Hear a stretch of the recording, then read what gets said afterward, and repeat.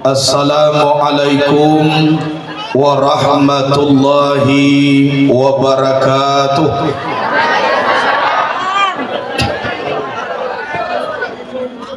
Alhamdulillah, alhamdulillahi rabbil alamin, wa bihi nasta'inu ala umuri dunya waddin, wal aqibatu lil muttaqin, wala udwana illa ala zalimin. Ashhadu an la ilaha illallahul malikul haqqul mubin, wa ashhadu anna muhammadan abduhu wa rasuluh sadiqul wa'dil amin. Allahumma salli wa sallim wa barik wa karim ala hadzal nabiyil karim wa ala alihi wa ashabihil mujahidin at-tahirin.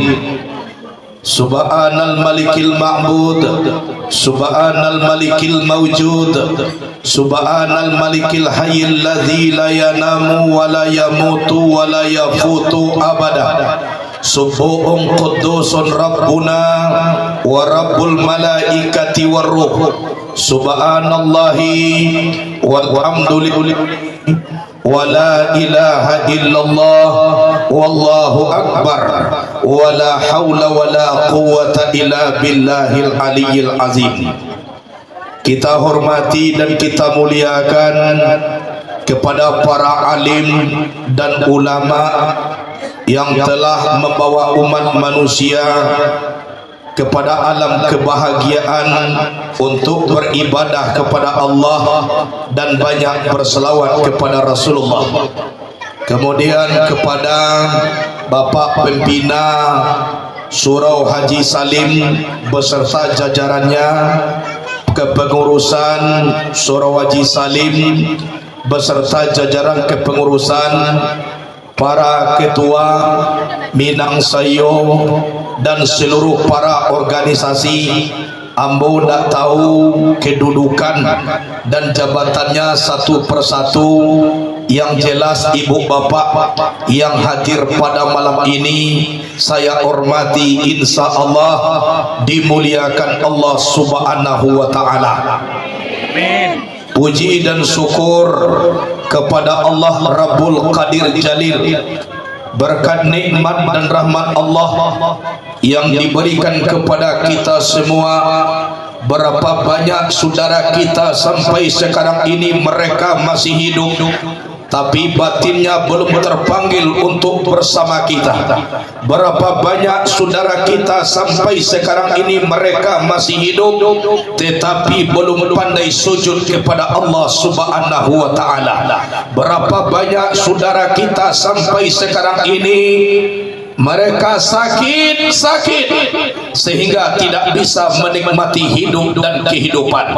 Kita diberi umur panjang oleh Allah subhanahu wa ta'ala, diberi kesehatan oleh Allah, diberi hidayah oleh Allah, diberi inayah oleh Allah. Ini pertanda nikmat Allah selalu menyertai kita. Alhamdulillahi rabbil alamin.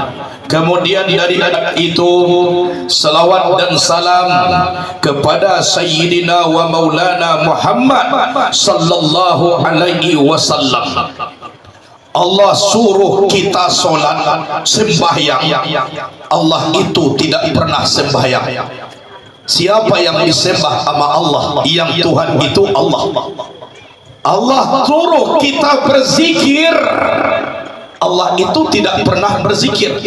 Apa yang disebut Allah? Yang Tuhan itu adalah Allah. Tapi disuruh oleh Allah kita berselawat, Allah itu terlebih dahulu berselawat. Lihat di dalam Quran, Inna Allah wa malaikatahu yusalluna ala nabi. Sesungguhnya Allah dan malaikat Allah berselawat kepada Nabi. Allah yang jadikan Nabi mau berselawat kepada Nabi. Padahal ibu-ibu, apa untungnya sama Allah? Andaikan Allah itu tidak berselawat, Allah itu tetap Tuhan. Siapa yang mecat Allah? Andaikan Allah itu banyak berselawat, Allah itu tidak bakal dapat pahala. Yang ngasih pahala Allah siapa? Tapi karena kemuliaan Nabi Muhammad, Allah yang jadikan Nabi mau berselawat kepada Nabi. Jadi Allah panggil kita. Apa kata Allah? Ya ayyuhalladzina amanu sallu alaihi wa sallimu taslima. Wahai orang beriman, berselawatlah kamu kepada Nabi, ucapkan salam dengan sempurna. Kalau kita berselawat kepada Nabi walaupun satu kali, apa janji Rasulullah sallallahu alaihi biha asyara? Allah berselawat 10 kali. Wa hutta anhu asyara sayyi'at, dicampakkan dosa 10. Wa rufi'alau asara darajat, diangkat derajat 10.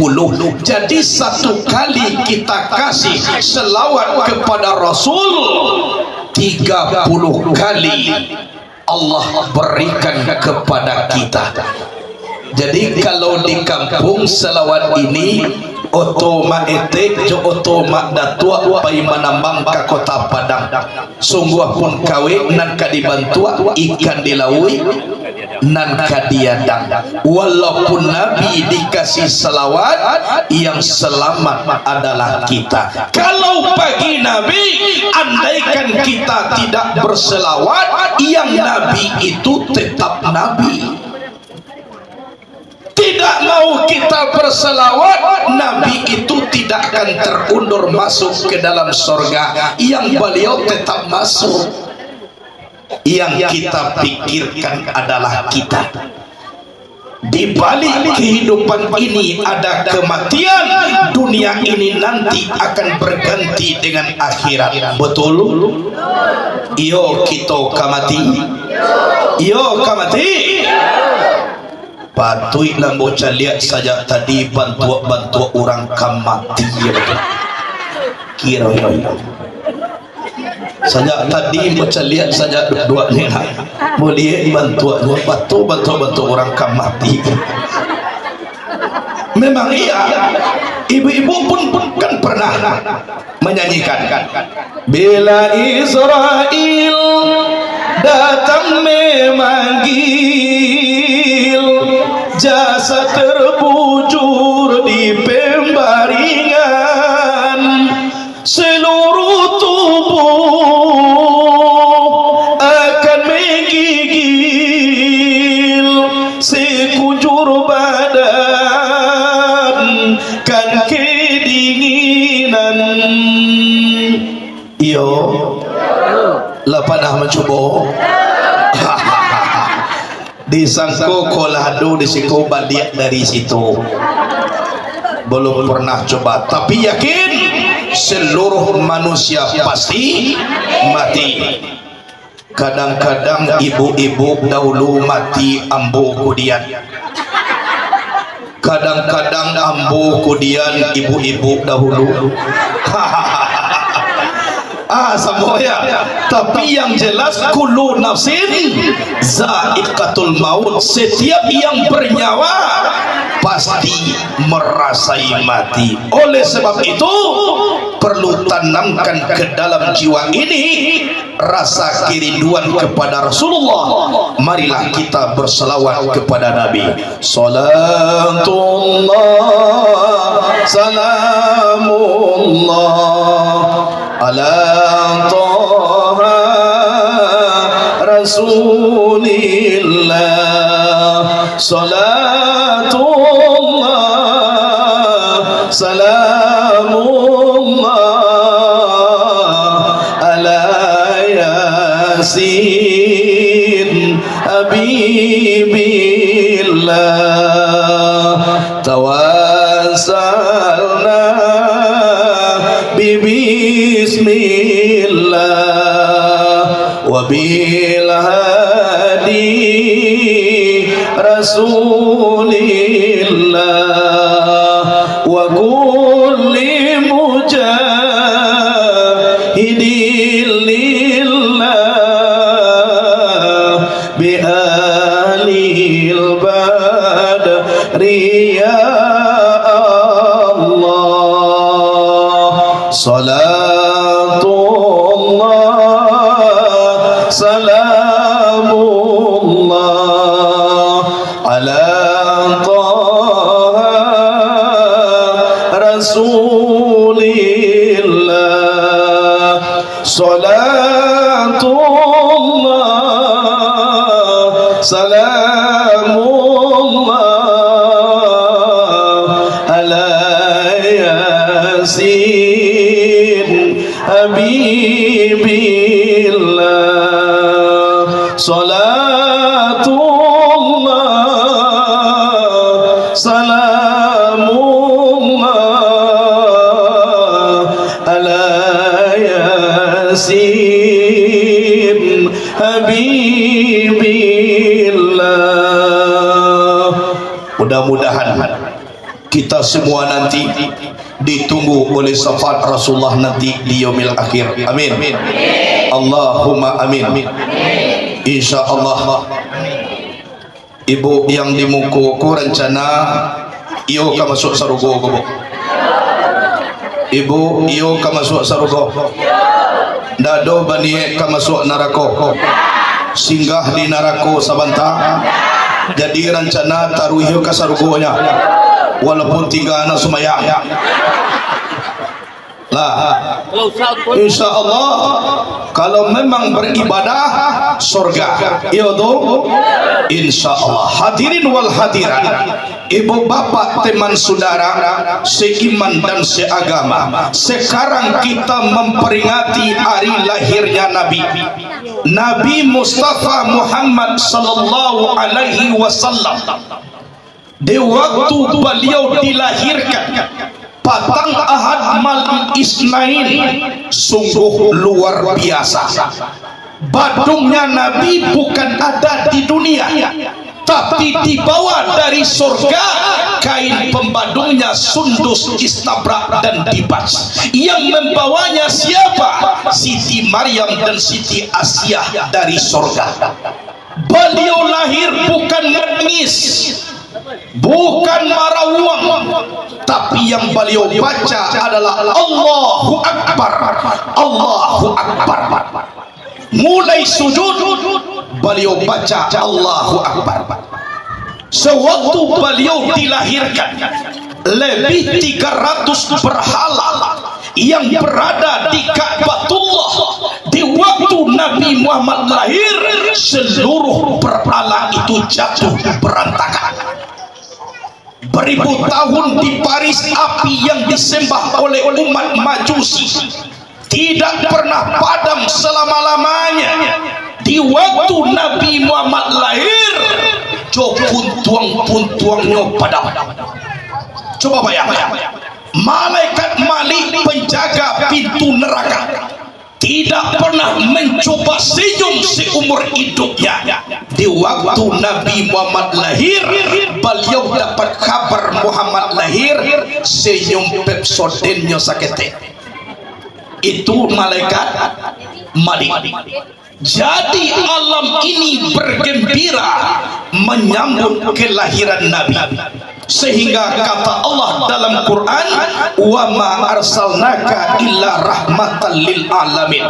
Tidak kami utus engkau ya Muhammad kecuali rahmat sekalian alam. Ini yang dikatakan Rasulullah.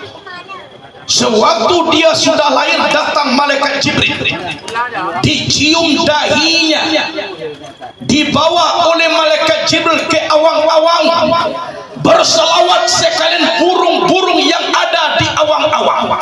Setelah berselawat, mereka minta kepada Jibril, wahai Jibril, biar kami yang ngasuh anak ini. Jawaban Jibril, anakku bisa gadang indah dikasuh, bisa jadi indah diadak.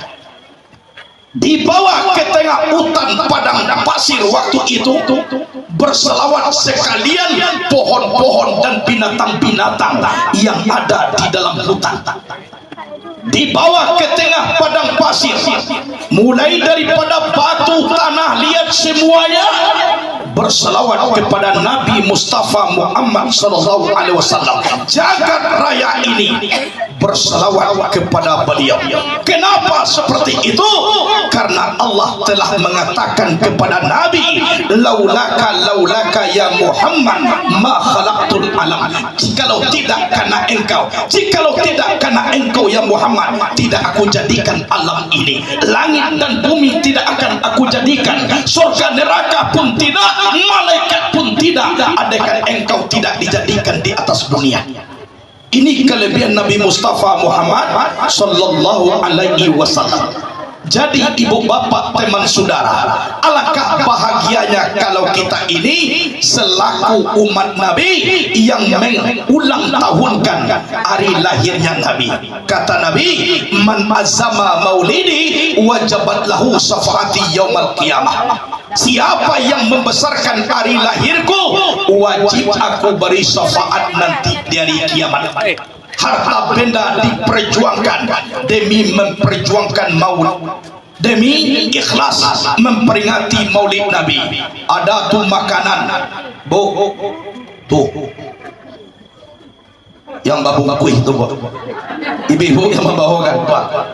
Bekoh rencanakan kali serbu itu nak, yo kali serbu. Kalau lillahi ta'ala insya Allah.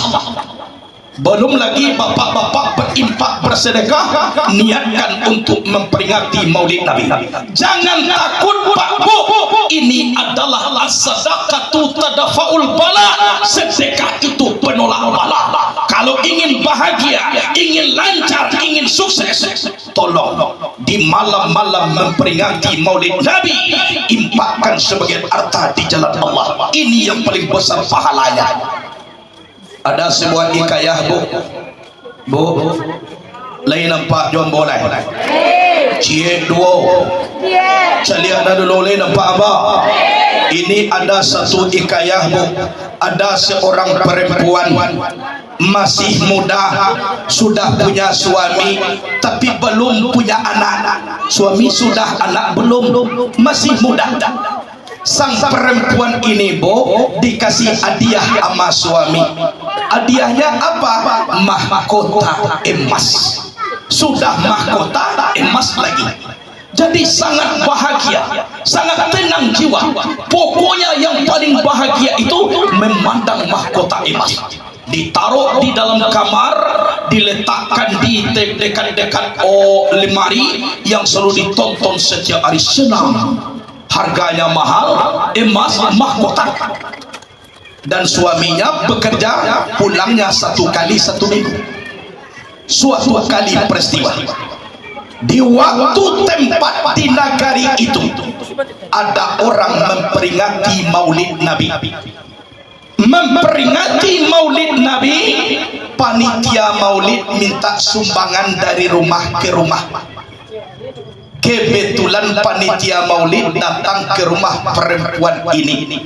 Tapi panitia ini hebat. Sebelum minta sumbangan, dia baca dulu sebuah ayat. Kami mau minta sumbangan ini dari panitia maulid. Sebelum kami minta, ini ada ayat dalam Quran, lan tanalul birra hatta tunfiqu mimma tuhibbun. Sekali-kali tidak mencapai kamu akan kebaikan sehingga kamu impakkan apa yang kamu sukai. Kalau yang belum disukai diimpakkan. Jangan katakan saya ini orang baik. Belum. Termenung-menunglah perempuan ini, bu. Berpikir dalam pemikirannya, andaikan ku berikan cincinku ini, mungkin ada yang paling baik daripada ini. Andaikan ku kasih gelangku, mungkin ada yang paling bagus dari ini. Sedang duduk terpikir, mahkota emas di dalam kamar. Kalau iko dia giah, iyo ndak adonan dia teh kokolai. Memang inilah yang paling baik. Akhirnya apa? Silakan duduk sebentar, Pak. Saya ke dalam dulu. Pergi perempuan ini ke dalam kamar, ambil mahkota emas, bawa keluar. Ini Pak, sebagai bukti cintaku kepada Rasulullah, membesarkan hari lahir Nabi, aku infakkan ini di jalan Allah. Alhamdulillah, kata panitia maulid. Indah adole bu meminta infak sudah itu.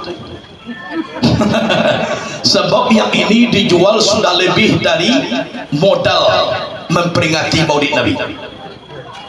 Singkat cerita, 2 hari setelah itu terjadilah perayaan maulid Nabi yang sangat meriah. Sangat meriah. Tidak berapa lama, 1 hari 2 hari kemudian sang suami pulang. Suami pulang langsung ke dalam kamar. Pas sampai ke kamar tidak kelihatan mahkota emasnya.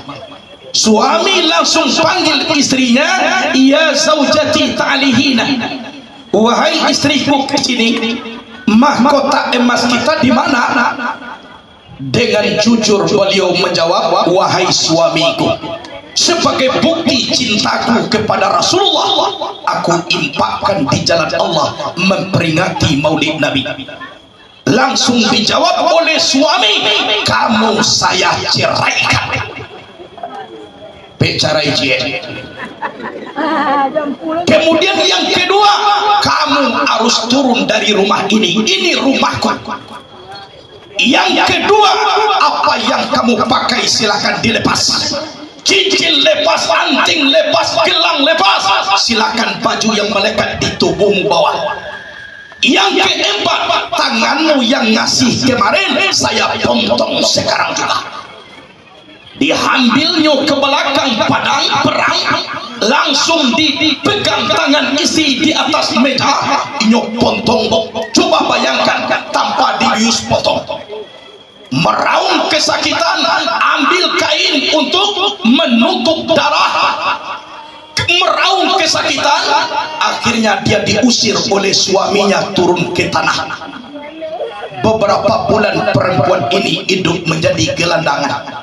Kalau ada orang yang kasih makan, makanlah perempuan ini. Kalau enggak puasa. Kalau ada lantai bala biasinan numpang istirahat. Berbulan-bulan jadi gelandangan. Akhirnya sembuhnya tangan ini bukan diobatin bu, tapi karena lamanya sembuh. Suatu kali peristiwa, beliau sudah lapar mau minta makan, berdiri di depan rumah indah bagaikan istana. Sedang beliau berdiri, keluar seorang orang tua. Ngapain di depan? Saya mau minta makan pak, karena saya sudah lapar. Kalau kamu minta makan nak, ngapain di luar? Yuk pergi masuk ke dalam. Dibawa oleh sang bapak masuk ke dalam. Rupanya bapak ini seorang raja. Dia raja di situ. Pas masuk ke dalam dikasih makan, habis makan sang bapak bertanya, kamu mau kemana? Saya tidak ada tujuan pak. Keluargamu di mana? Saya hidup sebatang kara, tidak punya keluarga. Sudah punya suami, saya sudah lama dicerai oleh suami.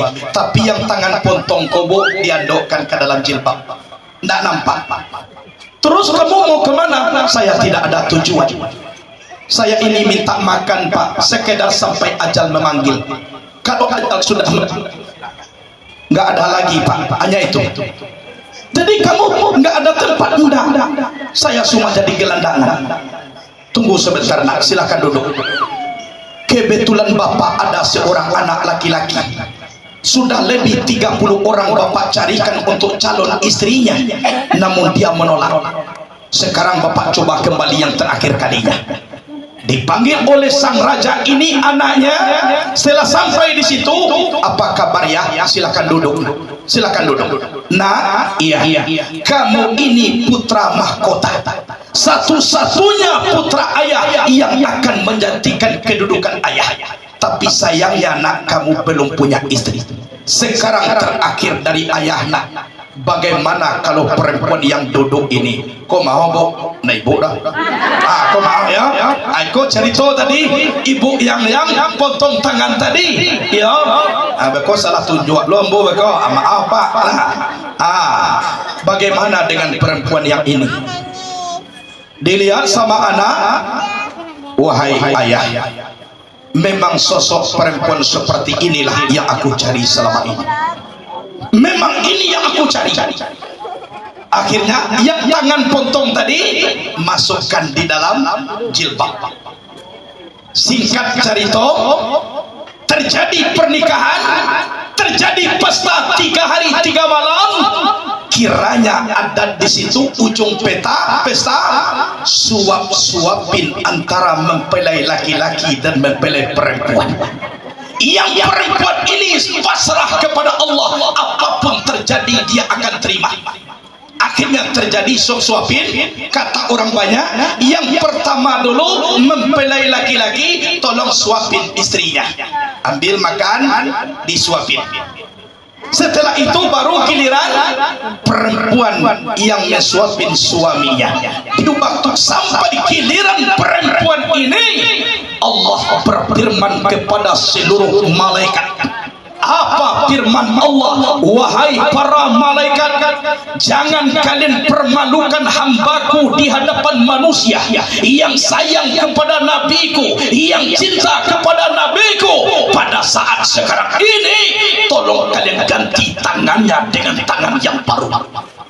Kalau Allah yang nyuruh, kun kata Allah, payakun, pasti tiba giliran inyo ambil makan, suapin suami.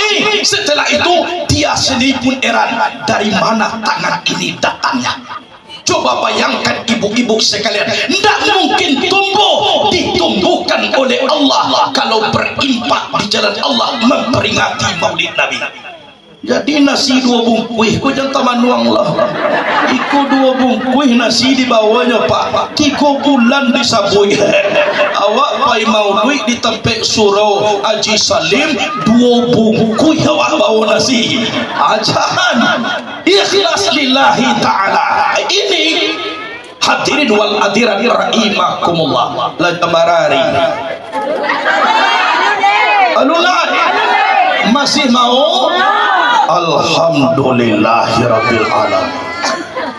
Jadi ibu bapak teman saudara, andaikan kita sudah beribadah hari ini, hari besok kita belum tahu entah hidup entah mati. Iya kan? Siana lah tahu kapannya mati. Lah tahu bila mati. Kan tak tentu. Lah kadang-kadang kita hidup jo kini baru, besok pagi lah orang tiba jo orang main bawan, ibu nak duduk dekat tunggak tu lah duduk. Oh jadi lihat loh, ini contoh anak kecil awak kini alum patui ibu tu meninggal. Malam tadi satu lo galak-galak memperingati Maulid Nabi, kok paginya sudah meninggal. Alun patui lain ba alun nyobo galak malam kini meninggal besok ba anda patui nyonai nak patui meninggal malam kini besok pagi nampak galak-galak ditunggak. Atu yo nak patui terus. Tapi kalau kini galak besok meninggal, itu patut. Sebab kematian itu sangat dekat. Kata Imam Al-Ghazali di dalam kitab Ihya Ulumuddin, masa yang paling lama adalah masa yang telah berlalu, tidak akan terulang lagi selama-lamanya. Tapi masa yang paling dekat adalah kematian, sampai sekarang belum tahu kapan waktunya. Iya tu, alun tahu kita kapan waktu itu. Makanya kita ini beribadah. Ikmal li dunyaka ka'annaka ta'isu abadan wa amal li akhiratika ka'annaka tamutu gadan. Beramallah kamu untuk duniamu seolah-olah kamu hidup selama-lamanya, tapi beramallah kamu untuk akhiratmu seolah-olah kamu mati besok pagi. Nendak pai yang mau maulid kini, besok pagi yang mau kemati lain. Anggap kematian itu sangat dekat supaya kita mau beribadah kepada Allah Subhanahu wa ta'ala. Itu anggap kematian. kain basah dibawa mandi, sudah mandi dibawa pulang, kau sampai kitolah mati, aratunan banyak dibagi orang. Betul? Kain basah dibawa mandi, sudah mandi dibawa pulang, kau sampai ibu-ibu dahulu mati, apa pihak diambilnya oleh orang. Kadang-kadang buya iduik jawab baru ka baru lah dia suwe de kawan dia lah dia biar liter ada pak dah ada aja kok dia biar orang kok kamu kak cabang silakan. Alhamdulillah. Itu oh ndak ada dewak lah ya. Jadi orang ni ndak ada tadi nak dia biar tu. Hadirin wal hadirat rahimakumullah. Kadang-kadang bapak-bapak kita pun juga seperti itu pak. Kadang-kadang kita ini belum meninggal dunia, kita masih sakit, lah mulai meranggang isi alam ko jawab pak. Sakit baru. Contoh pak, kita sakit nak mungkin kita ko berjalan berbimbing, dudukkan anak kecil orang rumah kada ke awak pak Jo iyo kok di luar jo lalu pak nang kecil bapak amang ko di luar jo lalu kok datang sana pemilik kamanakan mencari ajo kok saganyo masuk ke dalam kamar jadi di luar jo lalu. Lai bantua kecil ibu tu pak, lai tapi awak lah topor keluar. Betul, tapi kita sudah sampai di luar. Alah semalam tubuh di luar, besok sore kurang rumah tiba pulau balik Pak Jo. Anak kita banyak, tamunya banyak pulau. Ambo caliat ajo tagaduh lalu di luar, kok di dapur ajo lalu Pak. Enggak saya lah, betul lah. Allah mau jual tu buah tiba di dapur. Ayang tapi kia dewa pak sebelum mau tidur. Lah kita yang bikin rumah, kita tidak bisa tidur di atas rumah. Meranggang rumah gagah, meranggang orang banyak. Siane nak meranggang jawa pak. Zat Allah subhanahu wa ta'ala. Iyo nak do ranggang jawa do pak. Sanang awak dengan Allah, sakit awak dengan Allah. Kuna kadipakawan saumoi duit. Duduk dengan uji Allah, bergerak dengan gerak Allah, selalu di dalam kalimah la ilaha illallah. Ikut dan dipaci de awak. Anak kecil ibu, awaklah berjanji dulu buya sama sotam puak sedang bagatah dulu di ma berjanji di Kuala Lumpur di Malaysia. Perjanjiannya apa? Sehidup dan semati. Awak dia kihe pantun di ajo cie pantune bo siani rimbo panti tatu kiak kijang sudah luko langit jo bumi adun lai cinto kadiak lah dojo adia sapu tangan warna pink cie. Walaupun seperti itu, yang mati juo nang kadiku buahnya bu, yang hidup tetap tinggal. Betul? Contoh bu ambo, istri ambo nama meninggal. Ambo lo nang kadiku buan, ajaklah ambo membuka cabangnya. Tidak mungkin di Indonesia, di Malaysia cie, di Singapura cie, di Indonesia cie. Kan biasa aja tu jangan. Iya. Hadirin wal hadirat rahimah, itu contoh. Karena dulu ibu lah bangi jo kada kiambo. Awak berencana baru nyol berang jo. Hadirin wal hadirat rahimakumullah. Itu. Jadi kenapa ini perlu kita ingat? Rasulullah itu pun kemuliaannya bukan main. Coba lihat apa kata Nabi.